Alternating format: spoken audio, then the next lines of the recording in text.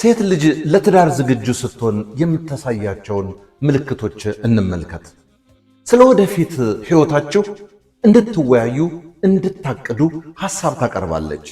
ችግሮች ሲፈጠሩ ወይም ስትጋጩ ተነጋግራችሁ እንድትፈቱት ሐሳብ ታቀርባለች።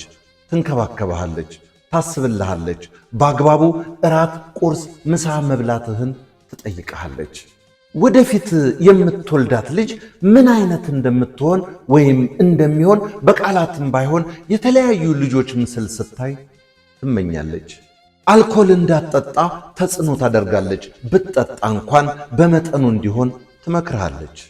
ሦስተኛ ወገን በመካከላችሁ እንዲገባ አትፈልግም። ጥሩ ተሞክሮ ያላቸውን ባለትዳሮች ስታይ መንፈሳዊ ቅናት ያድርባታል። የኔ ትዳርም እንደነሱ ቢሆን በማለት ትመኛለች። በውሳኔዋ ቆራጥና የማትለዋወጥ ትሆናለች። ቤተሰቦችህን ትወዳቸዋለች፣ ታስብላቸዋለች፣ ትቀርባቸዋለች። ስትቀየምህ ታኮርፋሃለች እንጂ ለሰው አትናገርም በፍጹም። ሌላውን እናንተ ጨምሩበት።